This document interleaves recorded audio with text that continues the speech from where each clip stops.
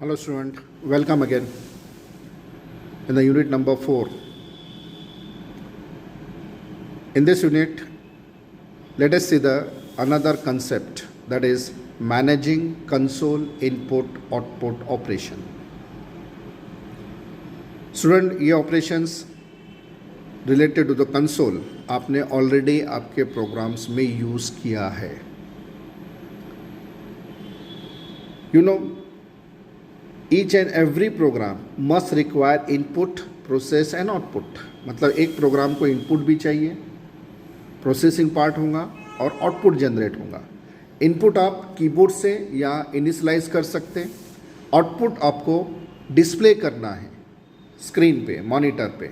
तो input keyboard से हो सकता है, प्रोसेस सीपीयू में होगा और आउटपुट स्क्रीन पे जाएगा. तो ये जो दो स्ट्रीम्स है, input and output, that is a very important part in programming. कि मतलब आपको प्रोग्राम्स में इनपुट क्या चाहिए और आउटपुट आप किस फॉर्मेट में डिस्प्ले करते हैं, that is very important. Means managing console is related with the operation, that is how to display the output in proper format. Okay, आपने ऑलरेडी दो मेथड्स आपके प्रोग्राम्स में यूज़ किया है. एक read line related to the console and एक write line related to the console.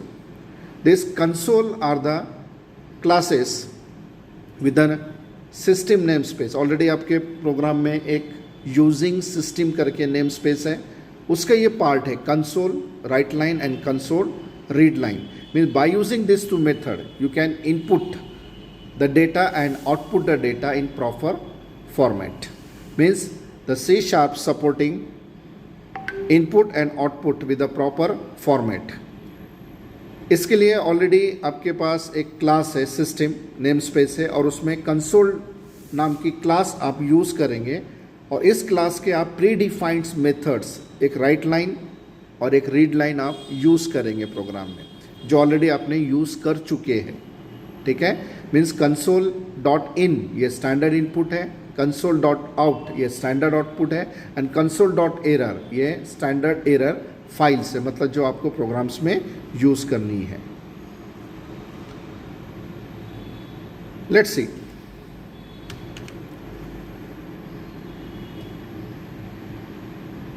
Console input and output.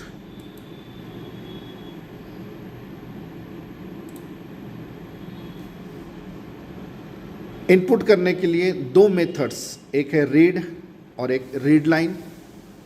Output करने के लिए दो method, that is write and write line.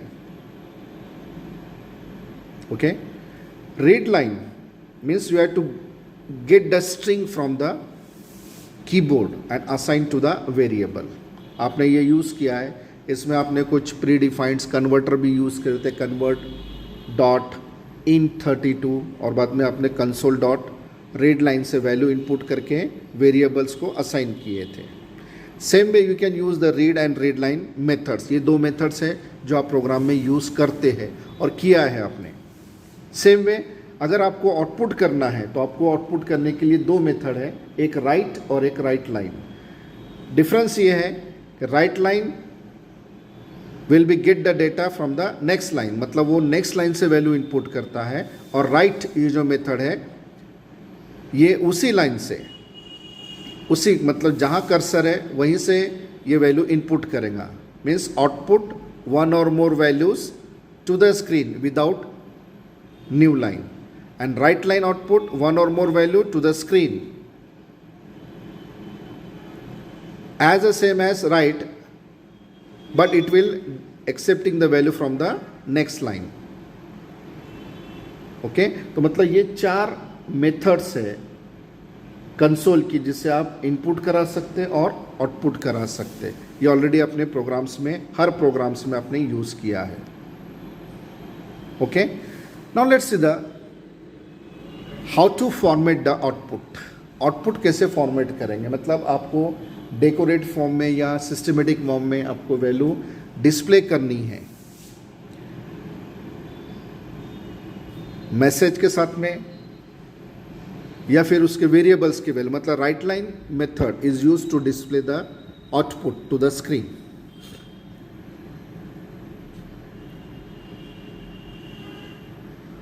एक एग्जांपल दिया है, console dot write line format string comma v1 comma v2.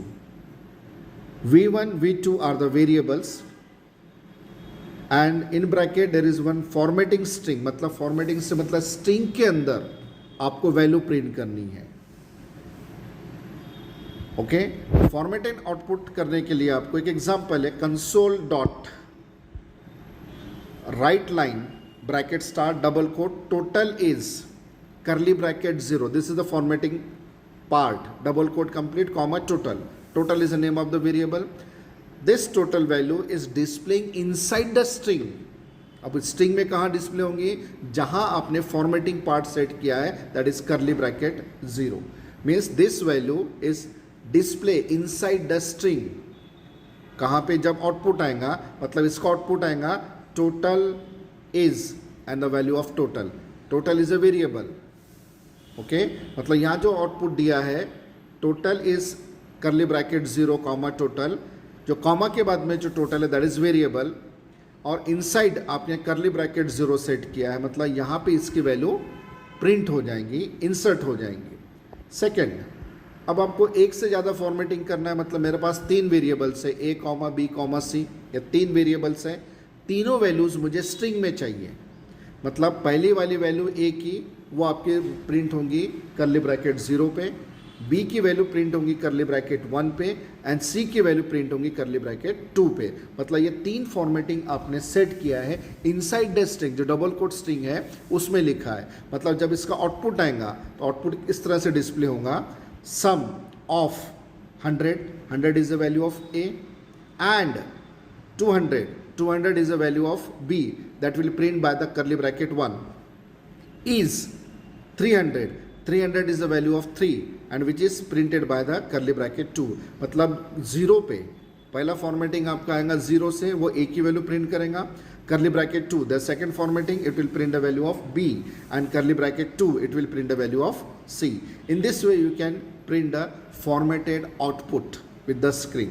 अगर आपको नहीं चाहना है तो आप प्लस से भी कर सकते हो. ये एक मेथड से, एक मेथड से आप प्लस भी यूज कर सकते हो if you want to print the value of variables.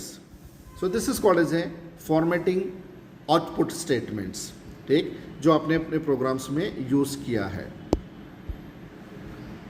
Let's see the another example. Means if you want to set the value and its width, मतलब आपने जो पिछले प्रोग्राम में देखा उसमें आपने कर्ली ब्रैकेट यूज किया है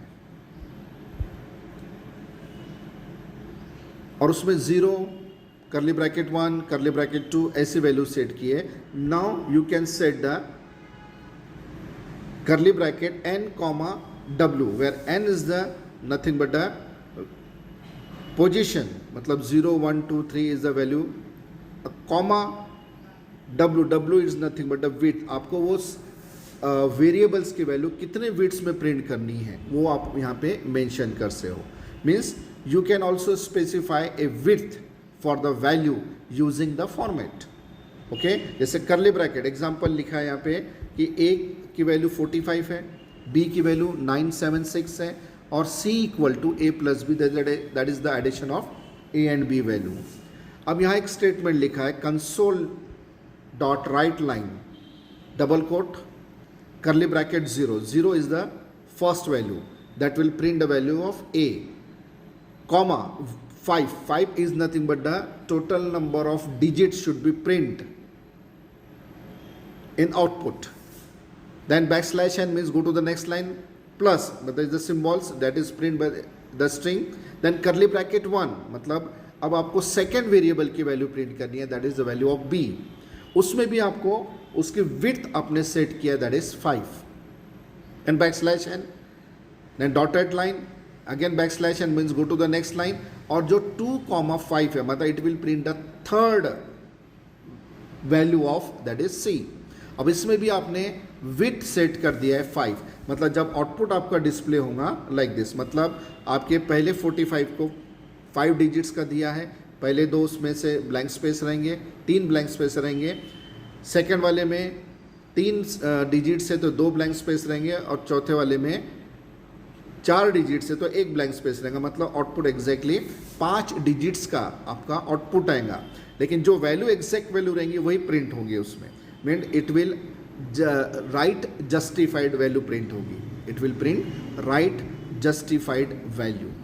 ओके, मीन्स आप वैल्यू के साथ में उसकी विड्थ ये भी सेट कर सकते हो by using curly bracket n, w। Again पहले इसमें आपने सिर्फ फॉर्मेटिंग यूज किया था, अब यहां पे आप इसके अंदर वैल्यू भी सेट कर सकते हो।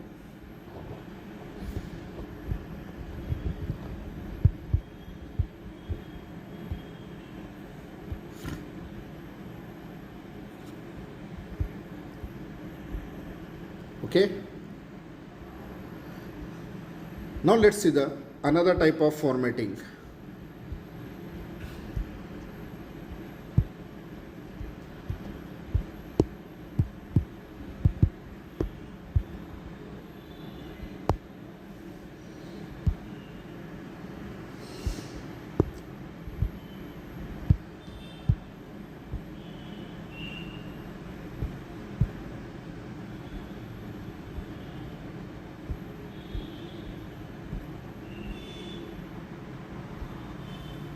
See,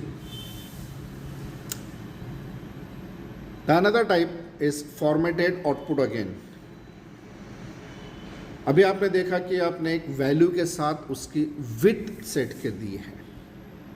अब कुछ फॉर्मेट स्पेसिफायर्स भी आप यूज कर सकते हो, दैट इज कैपिटल C और स्मॉल c, कैपिटल D और स्मॉल d, कैपिटल E और स्मॉल e, कैपिटल F और स्मॉल f, कैपिटल G और small g, capital N or small n, capital P or small p, and so on. Let's see this. If you use this specifier C, then it will print the currency symbol with your value. जो value आप print करेंगे उसके साथ में अगर आपको specifier चाहिए कि ये वैल्यू तो है लेकिन करेंसी है, तो आपको उसमें C अगर मेंशन करते हैं then it will print the currency symbol with the value. If you use D as a specifier, then it will print the decimal numbers, means that number is recognized as a decimal. If you want to print your integer value or numerical value as a exponential, then you have to use the formatting specifier, that is E. Okay, if you want to print the decimal point with the 2 by default decimal point, then you have to use the F, capital F or small f, and so on. In this way you can also format your output in the specific way. Let's see the example.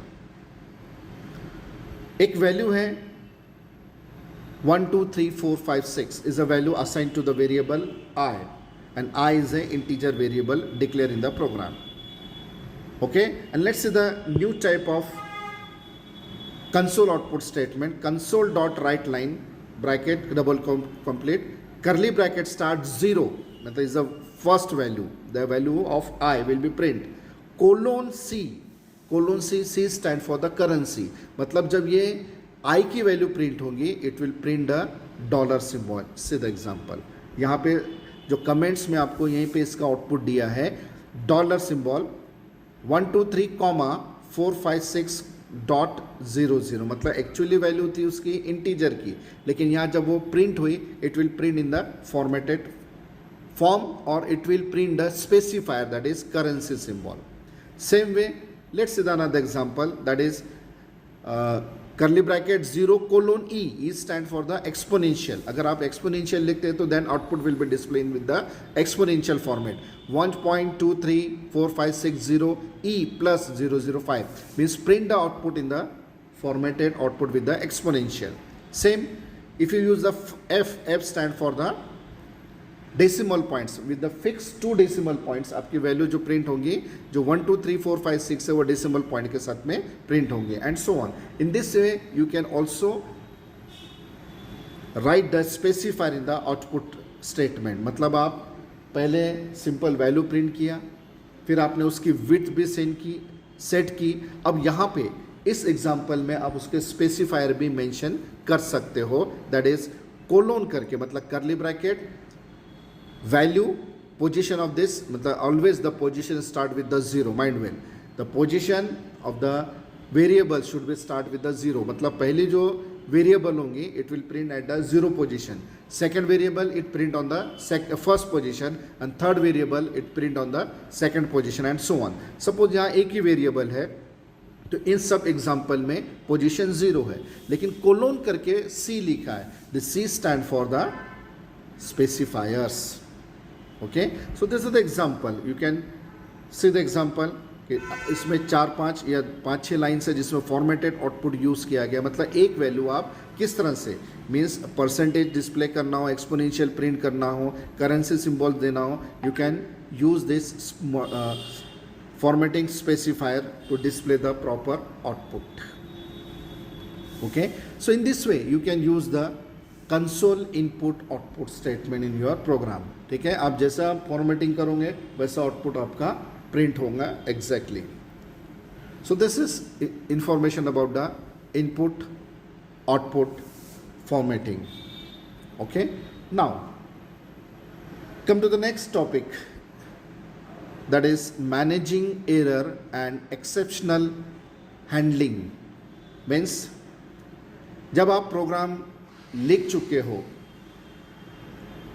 तो आप programme को run करते हो. Run करने से पहले आप उसको डिबग करते हो. जैसे ऑप्शन आपने दिया था बिल्ड सोल्यूशन, मतलब आपको प्रोग्राम को बिल्ड करना, मतलब आप उस प्रोग्राम को डिबग करते हो. जब आप विजुअल स्टूडियो 2008 यूज़ किया है तो that is a smart editor. मतलब जब आप प्रोग्राम टाइप करते हो तो उसमें आपको सजेशंस मिलते हैं कि आगे क्या लिखना है. इवन जब आप कोई टाइपिंग मिस्टेक करते हो तो it will print in the red line. अगर कोई ग्रामेटिकल मिस्टेक है then it will print in the blue line. Okay, मतलब आप जब प्रोग्राम टाइप करते हो विजुअल स्टूडियो में it will print the online, मतलब इन लाइन एरर्स बग्स, मतलब जो आपके प्रोग्राम्स में एरर है या बग्स है वो आपको शो करता है. स्टिल अगर तो भी आपने अगर अपने प्रोग्राम्स को रन किया, बिल्ड किया, तो आपको जब प्रोग्राम रन टाइम पे जाएगा, जब प्रोग्राम रन होगा उस टाइम पे भी आपको एरर्स डिस्प्ले हो सकते हैं. लेकिन आपने देखा है कि विजुअल स्टूडियो का IDE integrated development environment is a very smart और इज़ ए वेरी इंपॉर्टेंट कि मतलब यहीं पे आपके मैक्सिमम एरर रिमूव हो जाते हैं. Okay, now let's see what is managing error and exceptional. Rarely, it is mentioned that rarely does a program run successfully in a very first attempt. आपने देखा होगा जब आपने प्रोग्राम्स को टाइप किया होगा तो आपका प्रोग्राम फर्स्ट अटेम्प्ट में रन नहीं हुआ होगा, क्योंकि कुछ ना कुछ एरर आपका उसमें रह ही जाता है. जैसे सेमीकोलन नहीं दिया, कॉमा नहीं दिया, ऐसे बहुत सारे एरर्स है जो आपको रेक्टिफाई करने पड़ते हैं. ठीक है, लेकिन एरर ये चाहे वो सिंटेक्स एरर हो या लॉजिकल एरर हो, ये प्रोग्रामर को ही रिमूव करना पड़ते हैं. Means it is a common to make mistake while developing as well as typing a program. मतलब जब आप प्रोग्राम टाइप करते हो, डेवलप करते हो, तो नेचुरली आपको मिस्टेक होती है, चाहे वो सिंटेक्स मिस्टेक हो या लॉजिकल मिस्टेक्स हो. ये जो मिस्टेक्स है दैट विल रेक्टिफाई जब आप प्रोग्राम को कंपाइल करते हो. कंपाइल मतलब बिल्ड सोल्यूशन करते हो, तो आपका जो कंपाइलर है वो आपको बता देता है कि कहाँ कहाँ एरर्स है. Means a mistake might lead an error causing the program to produce unexpected result. मतलब अगर आपके प्रोग्राम में एरर है तो आपका प्रोग्राम प्रॉपरली एग्जीक्यूशन नहीं होगा. Means error are mistakes that can make a program go wrongly. मतलब आपके प्रोग्राम्स में सिंटेक्स एरर है या लॉजिकल एरर है तो आपका प्रोग्राम प्रॉपर आउटपुट जनरेट नहीं करेगा. An error may produce an incorrect output or may terminate the execution of the program. मतलब अगर आपका program properly syntax error remove नहीं है, मतलब उसमें बग है, एरर है, तो आपका प्रोग्राम टर्मिनेट हो जाएगा, मतलब बाहर निकल जाएगा, आपको प्रॉपर आउटपुट नहीं मिलेगा. मतलब आपको पहले सबसे पहले आपके प्रोग्राम से एरर्स, बग्स, चाहे वो सिंटेक्स हो या लॉजिकल हो, वो आपको पहले रिमूव करना है. Means what is bugging? Debugging. Debugging is the process of identifying and fixing error in a software program so as to ensure that it behave in the intended manner. In the software development domain, such error is commonly referred as bug. Bugs मतलब errors, चाहे वो syntax error हो या logical error हो. Okay. Now let's see the types of errors. Means there are two types of errors are mentioned, that compile time error and run time error. Means what?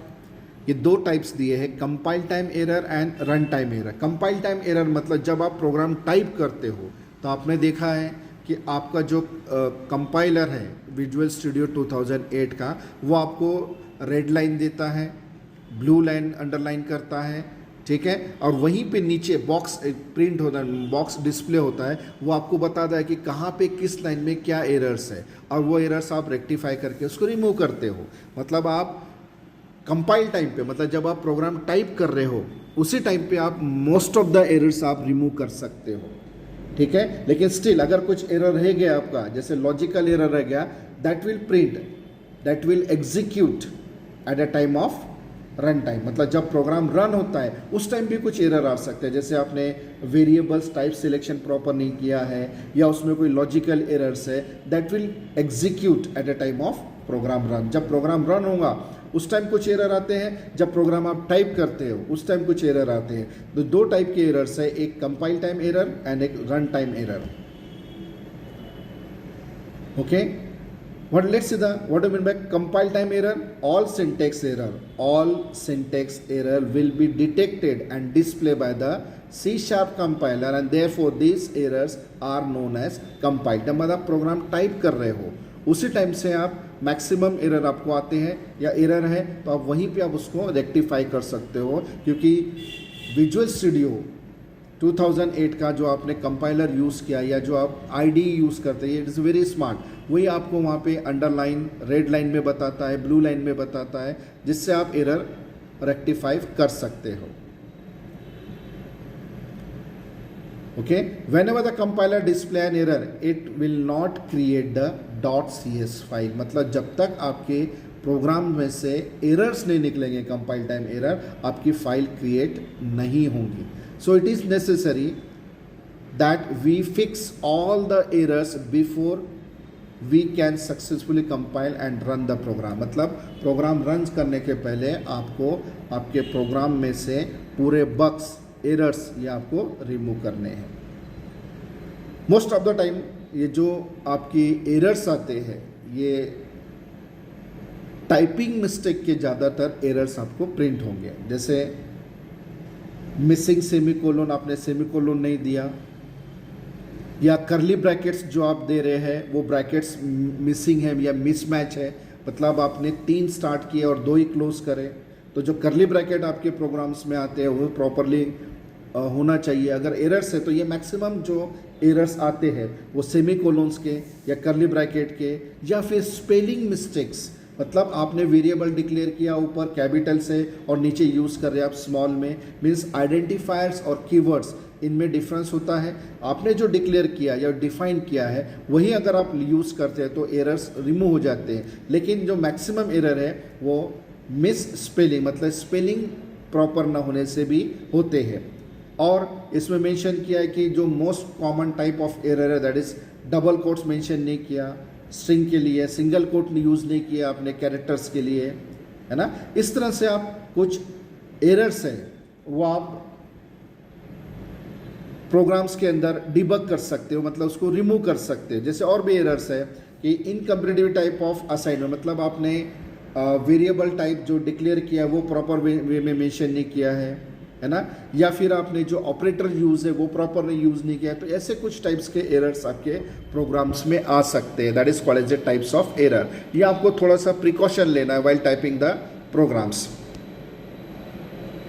Okay, then what is mean by run time error? मतलब वो error जो programme में execution होने के time पे आएंगे. जैसे एक मोस्ट कॉमन एरर है कि आपने एक वेरिएबल लिया और उसको डिवाइडेड बाय 0 किया है, ठीक है, dividing an integer value by 0. This is the most common errors that will be generate while running the program. जब प्रोग्राम रन होता है तो उस टाइम पे जो लॉजिकल एरर्स के जो प्रॉब्लम्स हैं वो आपको एरर्स के फॉर्म में डिस्प्ले करेगा। पहले आपने कंपाइल टाइम में एरर रिमूव कर लिए, अब जो एरर्स आ रहे हैं जब प्रोग्राम रन हो रहा है, means some time a program may compile successfully creating the CS file और executable file but may not run properly, मतलब वो प्रोग्राम प्रॉपरली रन नहीं हो रहा है क्योंकि अब इसमें सिंटेक्स एरर तो मैक्सिमम रिमूव हो गए, लेकिन इसमें अभी भी कुछ लॉजिकल्स एरर्स है। मतलब आपने जैसे एक लॉजिकल एरर मैंने यहाँ मेंशन किया है, डिवाइड एन इंटीजर बाय 0, मतलब एक न्यूमेरिकल वैल्यू उसको आप डिवाइड बाय 0 हो रहा है, तो यहाँ ये एरर्स आपको थ्रो होगा, एक एरर्स आपके स्क्रीन पे डिस्प्ले हो जाएगा। जब तक आप ये एरर नहीं लिखेंगे आपका प्रोग्राम्स प्रॉपरली वे में एग्जीक्यूशन नहीं करेगा। Then accessing the elements that is out of bound of the array, मतलब आपका एरे है 5 एलिमेंट्स का और आप उसमें 0 से स्टार्ट हो रहा है, 0 1 2 3 4, और आप उसका इंडेक्स नंबर दे रहे हैं 5 और 5 नंबर की वैल्यू एक्सेस कर रहे हैं, that will not accessing and that is given the run time error, क्योंकि आपके प्रोग्राम में जो एरे बनाया गया है वो 5 एलिमेंट्स का है, मतलब पहला इंडेक्स नंबर 0 1 2 3 4 और आप एक्सेस कर रहे हैं 5 नंबर का एलिमेंट जो इस एरे में नहीं है, then it will throw the an array by the programs, मतलब आपको एरर प्रिंट हो जाएगा।